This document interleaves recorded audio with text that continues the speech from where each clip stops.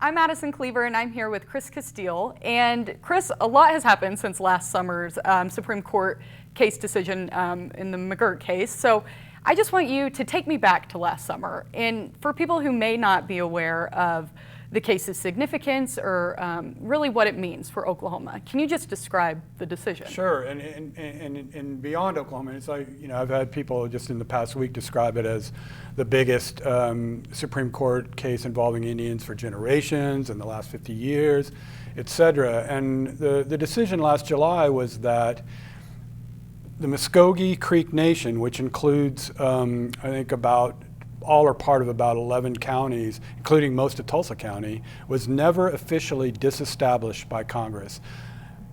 They did all kinds of things, like they diminished the power of the government. They took away basically the land and let it just be sold like private property.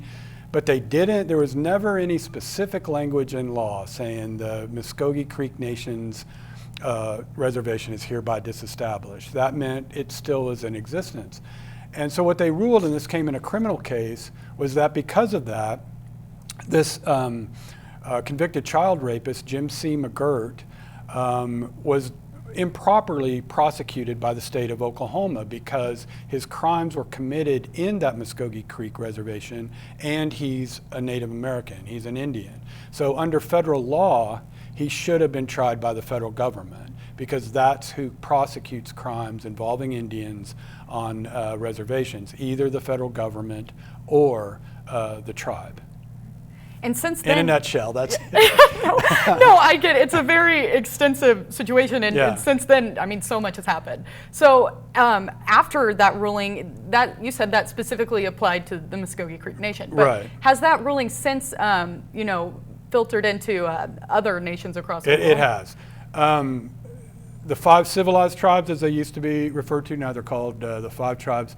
What they all had in common was that they were the tribes that were in the 1830s, that period, were forcibly relocated from their homes, marched on the Trail of Tears to what was then Indian Territory, and given these reservations.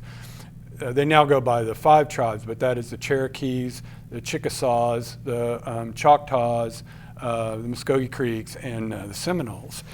And even before the Supreme Court decision came down, there was a widespread belief that if the Supreme Court rules that the Muskogee Creek Nation reservation was never disestablished, it will apply to the other 4 members of the 5 tribes. And so that, to simplify, I mean, that has happened through cases that moved not through the Supreme Court, but through the Oklahoma Court of Criminal Appeals, which used the criteria of the McGirt case, all of the parameters of the McGirt case, to rule in separate criminal cases, this person shouldn't have been tried because this is the Chickasaw reservation. So all of those, and that's most of eastern Oklahoma. And so I guess I want to ask about the tribe's reaction to this. This was seen as a huge win for tribal sovereignty, this Supreme Court decision. So did you hear from tribal leaders afterwards if there was? Sure. And before, this is a case that, not to get into the weeds on it, but this case had actually been before the Supreme Court for a couple of years. And before that, it was in the 10th Circuit Court, the appeals court just below the Supreme Court, and in federal court here in Oklahoma. So there are a lot of people already involved in this case, and the tribes submitted briefs in the Supreme Court case supporting what the Jim C. McGirt's lawyers were saying. This happened to us, this happened to us, this happened to us, but they never disestablished our reservations. So we already knew where they were on this, given their briefs. And some have said that they believed that before. There's some dispute about where the tribes were in years past about whether they had reservations still or not, but the fact is they were all overjoyed when those reservations were affirmed. Well, the state, not so much. Right, and that's another thing I wanted to ask you about is the state's reaction. This has brought up a lot of jurisdiction questions, and so what has, I guess, the state's reaction to those changes from the ruling? the state is really trying to grapple with this at every level, really, because the case was specific to criminal jurisdiction. Jim C. McGirt should have been tried in a federal court under the Major Crimes Act, which is a federal law. And so you basically, after that, had every single instance of a case involving Indians appealed to the Court of Criminal Appeals, and a lot of those cases have been overturned. And the state has been fighting like heck on some of them. They're fighting, and they're not really giving in on any of them. They're making every single state inmate, prison inmate, prove he's an Indian, prove it happened on a reservation, and before before they think it meets even a minimum threshold. What they're really fighting, and they've gone to the U.S. Supreme Court on this, Attorney General Mike Hunter's gone to the Supreme Court on this, is that it's his belief, stated belief, that even given the Major Crimes Act and the General Crimes Act, which sets out federal law and criminal jurisdiction, that the state of Oklahoma can still prosecute non-Indians who committed crimes against Indians, where they feel like they can still prosecute crimes where the perpetrator is a non-Indian. Now, the tribe's attorneys and the defendant's attorneys are all like, that's just not true. So that's all the way up to the Supreme Court right now, but it has led to hundreds of cases being refiled by U.S. attorneys and by tribal courts. Well, and you just touched on this, but I'm sorry to make you dive even deeper into the weeds, but right now, if a crime were to occur on Indian country, who could be prosecuted, or by who? Whose jurisdiction would that fall into, depending on if they're native or non-native? Right. If you could just do even a further explanation. Any case involving Indians, that's really the broad feeling among the federal players in this, is that there is no carve out for non-Indian perpetrators. If there's a crime that involves Indians as perpetrator or victim, then the U.S. attorney or the tribal courts have to do it. Now, the U.S. attorneys are going to do the major crimes, and there's a couple of reasons for that. One is that they have the infrastructure for it. They have the experience, the criminal experience for prosecuting murder, for prosecuting rape, other violent crimes. The other thing is that this kind of odd thing in federal law that limits how long you can sentence a person to in tribal courts. Tribal courts, the maximum sentence for any conviction in a tribal court is 3 years. Now you can stack up to 3 charges to get a total of 9 years, but for murder 1 or rape, that's not going to be enough. Right. So in those cases, the U.S. Attorney's offices are doing them, and the tribes are doing cases where that sentence would suffice, either a 3-year or stacked 9 years. So the major crimes are being handled by the U.S. Attorney's offices, mostly the ones out of Muskogee and Tulsa. But some, like the Chickasaw Nation, comes in and grabs some central Oklahoma counties like Grady, where Chickasha is, and McLean, where Purcell is. So those have been filed by the U.S. Attorney's Office here in Oklahoma City. And you just wrote a great story about Tom Cole, Congressman Tom Cole, who is Chickasaw. He's introducing a bill to address the impacts of the McGirt decision. So can you talk about that bill specifically, and also if congressional action is necessary in this situation? There's the Cherokee Principal Chief Chuck Hoskin Jr. and the Chickasaw Nation Governor Bill Anatubby, they wanted to be able to have the authority, at least, to reach agreements with the state of Oklahoma, the Attorney General, the Governor, the legislature, about criminal jurisdiction. And they're not saying that they will, but they at least want the authority going forward to say, let's sit down and kind of negotiate on this, because we don't really want to have to prosecute all of these cases. It's a commitment of resources. It's a building of a law enforcement and criminal justice system that we don't necessarily want to have to do. The state has this infrastructure. Let's let them continue to do some of these. the other members of the 5 tribes have not gotten on board with that, the other 3.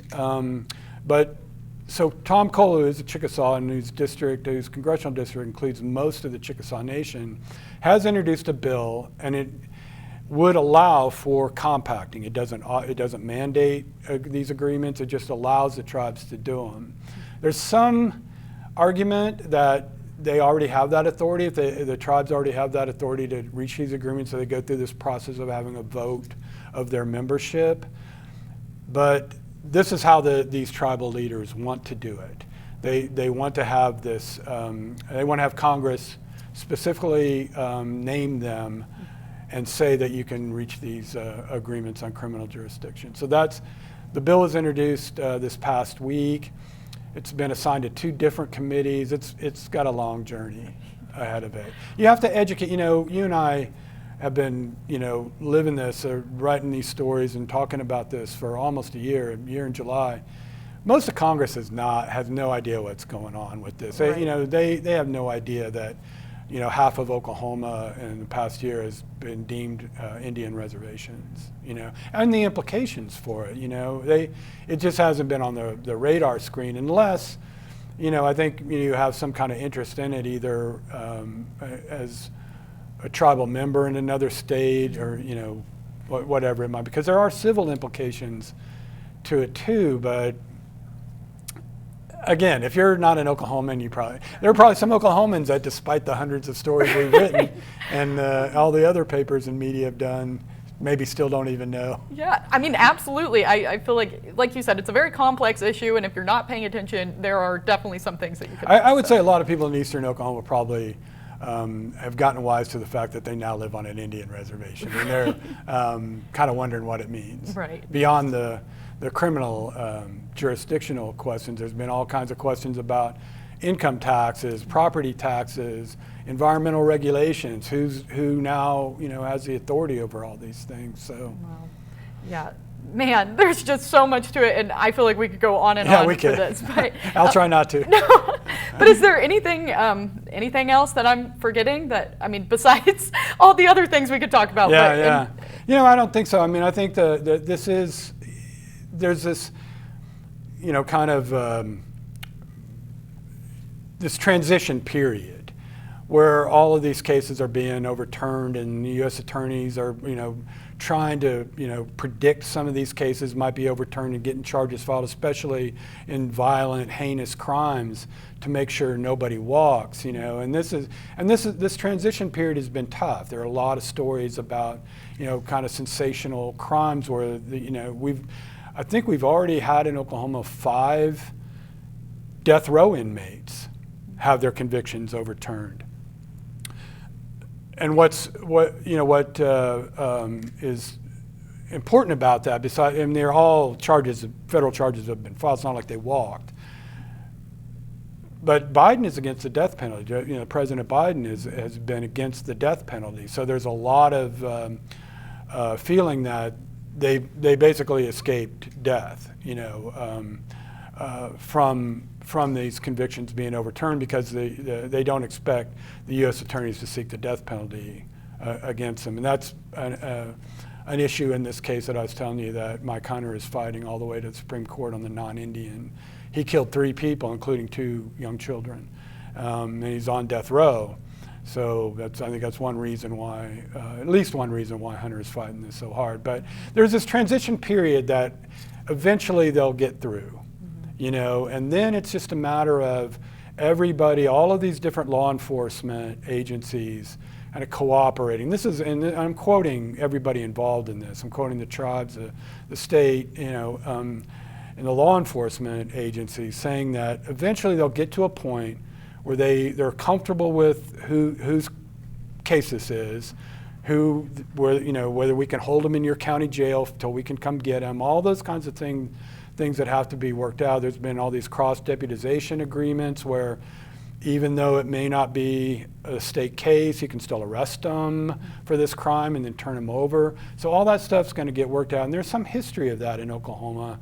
It's not like a totally brand new thing, because even before this reservation case, you had Indian land. You had land that was taken into trust for a tribe, like on a casino, say, property that an Indian casino would be on would be land into trust. So and there's crimes committed, there might be crimes committed there or on other Indian land. So they all know kind of how to work together, and they're just having to, maybe kind of reshape a lot of those cooperative agreements that they have. And like I said, you've done some great reporting on this. I'm Thank sure you. there's plenty more to come. There so is. thank you so much Sure, for doing Addison. this.